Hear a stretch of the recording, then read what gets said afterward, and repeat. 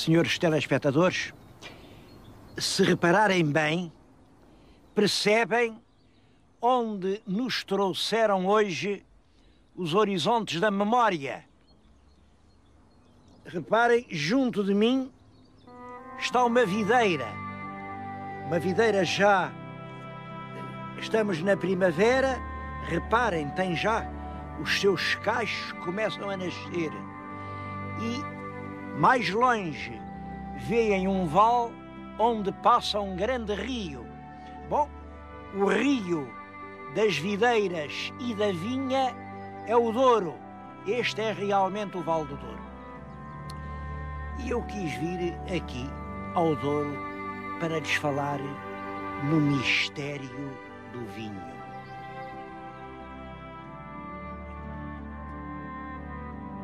Porque os antigos estabeleciam uma ligação entre as ideias de vida, sangue e vinho. Bom, eles viam perfeitamente quando se abre uma ferida e o sangue sai do corpo, a vida vai-se. Não há nada tão parecido com o sangue como o vinho o fruto da videira.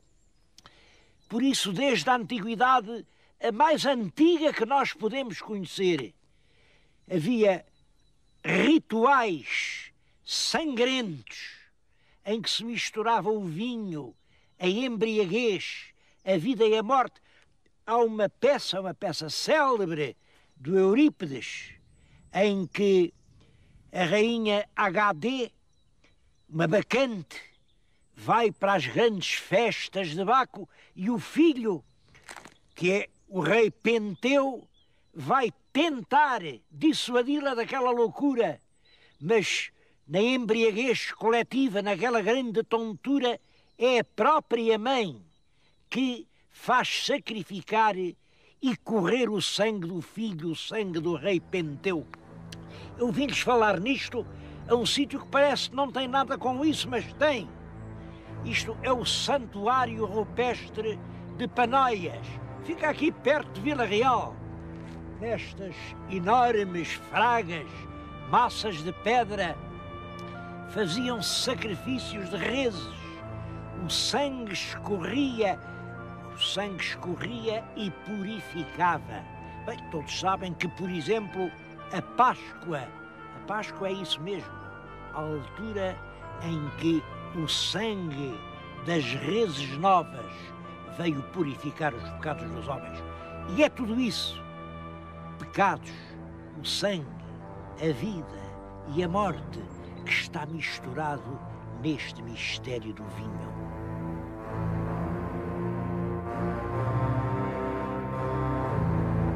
Mas mistério ainda por uma outra razão. É que realmente nós não sabemos quase nada sobre a história do vinho em Portugal. Quando foi que aqui nesta terra, que agora é nossa, se começou a beber vinho? Bom, dizem os romanos, claro, os romanos bebiam vinho, vinham à Itália, iam procurá-lo a toda a parte onde era bom, faziam elogios ao vinho ibérico, quer dizer, ao vinho que ia daqui, isso toda a gente sabe. Que os romanos gostavam de vinho, toda a gente sabe. Mas antes dos romanos, porque os romanos, no fundo, para a história, não foi há muito tempo. Os romanos são 2000 anos, e antes deles, isto é que já é interessante, muito antes dos romanos, muito antes, quando acabava a Idade da Pedra, ali na transição do Neolítico para a Era dos Metais, para o Bronze, apareceram em certas estações já exploradas, apareceu isto. É claro, os arqueólogos debruçaram-se ansiosamente, mas que diabo é isto? Não há dúvida nenhuma. Isto são grainhas, são grainhas. Ora, se havia grainha, havia bago, Se havia bago, eles conheciam as uvas. E porquê é que eles conheciam as uvas? Bom, aqui, naturalmente, os senhores arqueólogos têm muitas dúvidas. Bom, eu acho que, apesar de tudo, e dentro das leis do bom senso, acho que se eles conheciam as uvas e gastavam tanto que ficaram até montes de grainhas, é porque eles já bebiam vinho. Bom, depois dos romanos vieram os mouros. Os mouros tinham uma lei religiosa que era o Alcorão, que dizia: não beberás vinho. Mas eles bebiam, pelo menos cultivavam. Sabemos perfeitamente que na época romana as vinhas no nosso território continuaram. É curioso isso deles não beberem vinho, porque, como sabem, perante essa coisa espantosa que era o vinho que, depois de beber, um homem mudava a alma, via outras coisas, tinha outra noção do mundo, fazia-se mais forte, mais corajoso, mais cruel. O que é que vocês acham? O vinho seria o Espírito de Deus ou era o diabo que entrava em nós? Eu estou-lhes a pôr um problema importante da cultura, porque houve meio mundo que entendeu que o vinho era o diabo. Olhem, na Ásia não se bebe vinho, bebe-se chá. Bom, bebe-se chá e ópio, que no fundo faz a mesma coisa. Mas o Maomé proibiu o vinho. Pelo contrário, o cristianismo, sabem que na última ceia, Jesus Cristo, com uma taça de vinho que levou aos lábios, disse: este é o meu sangue. E com um pouco de pão de trigo, disse: este é o meu corpo. E ainda hoje no culto cristão, o sacerdote consagra o vinho. Tem que ser vinho puro. Claro que eu não sei se o vinho é Deus, se é o diabo, porque no fundo é qualquer coisa que colide profundamente com a alma humana. O que sei é que os nossos primeiros reis sabiam o que era o vinho, a prova é que puseram nos corais. O que sei é que no tempo de Dom Manuel, o vinho era tão importante. Há uma página do livro de Horas de Dom Manuel, todo consagrado ao vinho. Bom, agora o vinho do Porto, esse aparece mais tarde, mas é muito curioso. Ele aparece, é no século XVII, que há a primeira exportação de vinho para a Inglaterra, mas o vinho vem em barcos como este, que estão a ver atrás de mim. É um barco rabelo porque tem rabo. O rabo é aquele grande tronco que serve para orientar e para movimentar o navio. Este que está aqui na frente tem lá uma dúzia de pipas ou não sei o quê. Mas houve barcos que chegaram a levar 100 pipas de vinho. O que há de espantoso neste barco é realmente o traçado, o desenho. Dizem que é um barco de inspiração viking. Não sei se esse não é. Olhem, é outra razão a acrescentar ao tal mistério do vinho.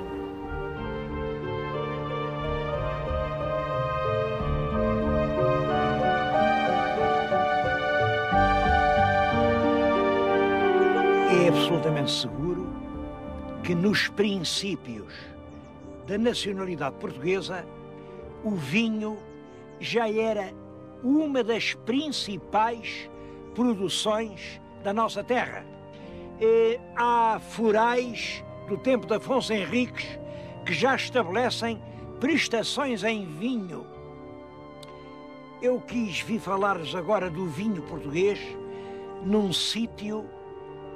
Eu acho que isto é um sítio único e há tanta gente que nunca veio aqui. Estou num sítio a que chamam São Leonardo da Galafura. São Leonardo é o santinho que ali se venera, mas isto é o miradouro da Galafura. É um grande esporão de xisto fica aqui a cavalo do Rio Douro. Do lado de cá é distrito de Vila Real.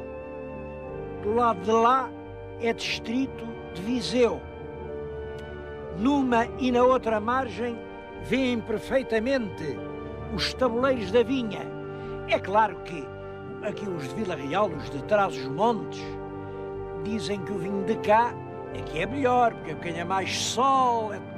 Os de lá dizem que não, que o vinho nasceu em Lamego, e eu não vou meter nisso, porque só uma coisa é certa: o melhor vinho do mundo é sempre o da terra onde nós nascemos. Eu aí, por esse país fora, conheço pessoas a beber cada pinga e a dizer que bom que isto é, e são umas rapas que ninguém calcula, mas são o vinho da terra deles.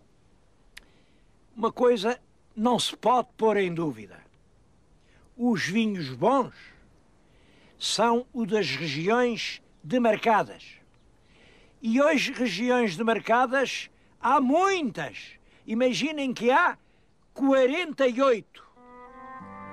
A região número 1 foi esta que estamos a ver. É realmente a região demarcada dos vinhos do Douro. É um vinho absolutamente único. E a explicação está muito perto de mim. Reparem, estou-lhes a falar aqui, debaixo de uma árvore, no alto de um monte e junto de uma pedra. Eu acho que esta pedra é importante para explicar o milagre do vinho do Douro. Isto é um imenso penhasco de xisto. E o xisto funciona como uma pilha térmica. Durante todo o dia recebe o sol e vai-o acumulando. Durante toda a noite o sol vai-se embora e ele vai restituindo à atmosfera o sol que recebeu. E isto cria uma situação sem oscilações térmicas que permite um vinho que realmente é único no mundo. Não vou aqui demorar-me com muitas explicações, mas queria-lhes dizer isto. Aqui, nesta região demarcada, isto é o número do ano passado. Isto produziu 224 mil pipas de vinho. E como cada pipa tem 550 litros, isto significa 1.234.000 litros de vinho e representou vendas da ordem dos 60 milhões de contos. Neste pobre país que nós somos, que tem tão pouco para vender, 60 milhões de contos é algo de muito importante. E mais importante ainda é que este valor não está a afundar-se, não está a desaparecer, não está a atenuar-se como tantas coisas. Não! Eu venho aqui ao Douro, encontro esta gente cheia de otimismo. De ano para ano, o vinho é melhor, a tecnologia progride, a exportação aumenta, o produto do vinho vai subindo cada vez mais.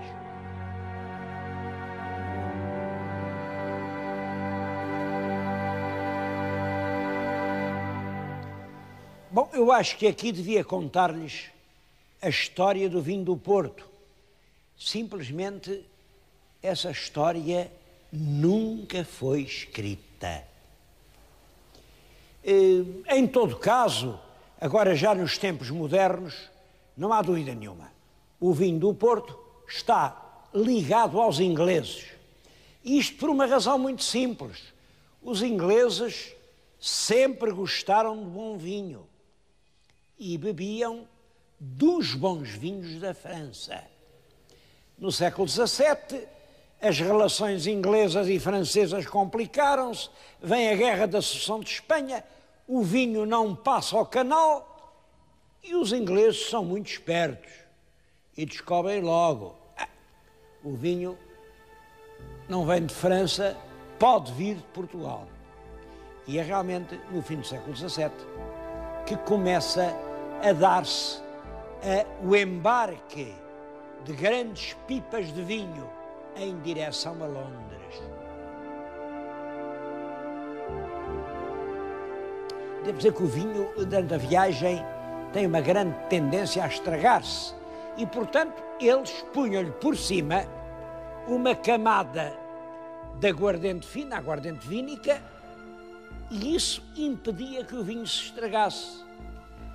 A aguardente misturava-se com o vinho e dava o delicioso vinho do Porto.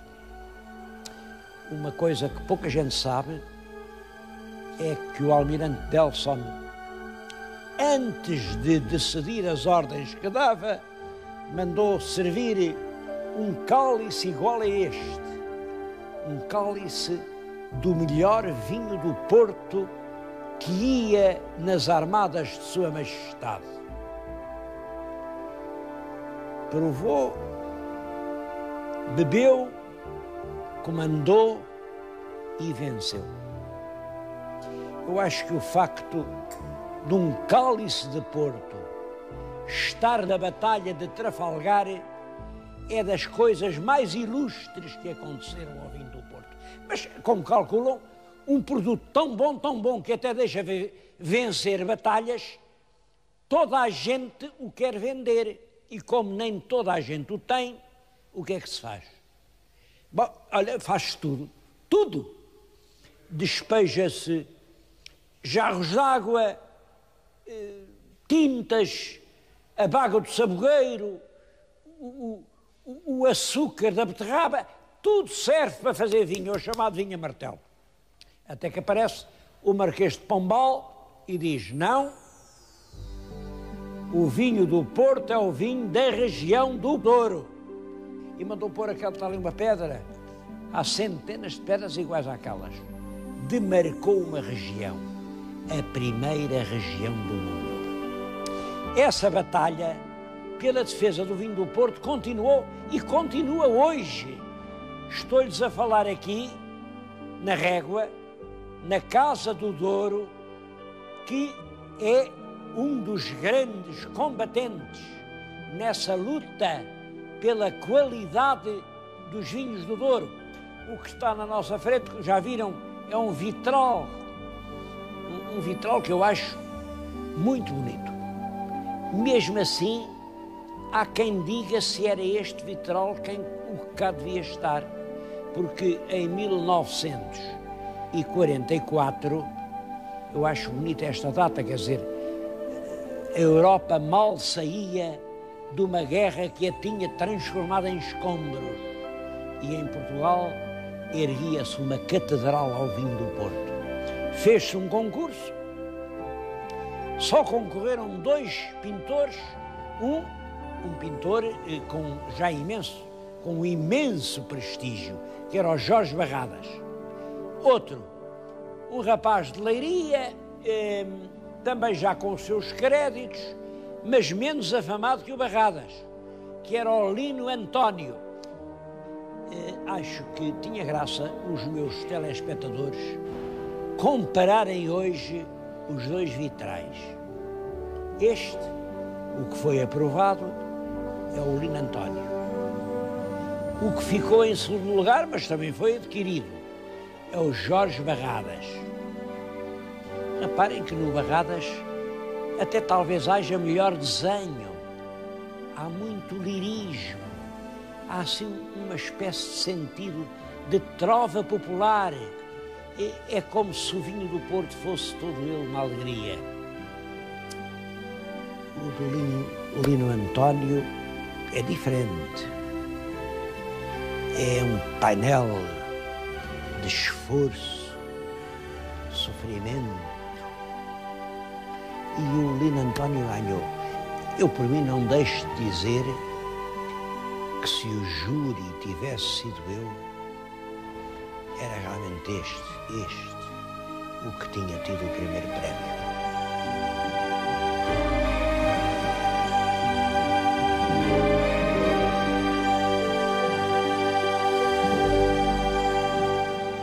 Não temos uma história do vinho do Porto, mas há muitos elementos a reunir para fazer um dia a história do vinho do Porto. Aí por essas quintas, nessas velhas casas, há ainda documentação. Eu encontrei documentos do século XV, do século XVI, do século XVII, tudo à espera que os reúnam. E há monumentos, verdadeiros monumentos. Eu peço-lhes que reparem nesta casa. É um velho edifício ainda de traça pombalina e foi feito já para servir aqui era uma espécie de quartel-general da feitoria.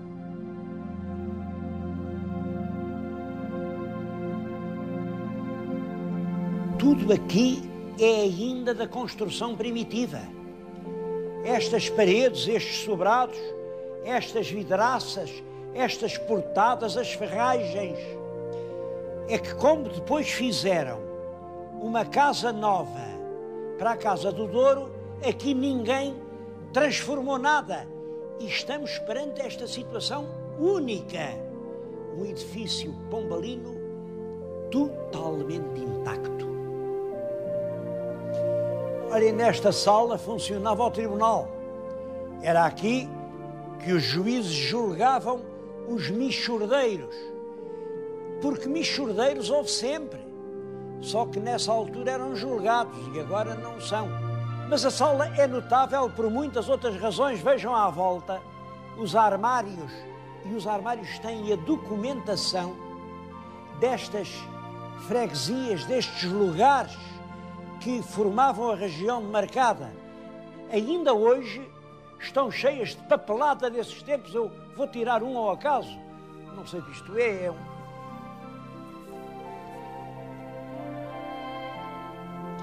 Bom, é o livro do movimento do ano de 1873, aqui dos vinhos da região. Está aqui quanto se produziu, quanto se vendeu, quanto custou, quanto foram os transportes. Isto é um documento absolutamente precioso. E como viram, tirei-o ao acaso de uma destas prateleiras. Há aqui milhares de espécies destas. Isto é o caso de dizer, estou no museu antes de o ser. Este museu já é. O que não há é nenhuma lei a dizer que o é. Ao contrário de tantos outros que têm lei, mas não têm museu. Bem, nesta altura a situação pode resumir-se assim. Uma história gloriosa à procura do museu que não há e o museu que já existe à procura de uma história que merece. Eu vou acabar o meu programa com um brinde. Estão a ver aquele túnel que tem uma data marcada, diz 1934. É, portanto, um vinho que já tem 63 anos. Foi lá naquele túnel que se encheu esta garrafa.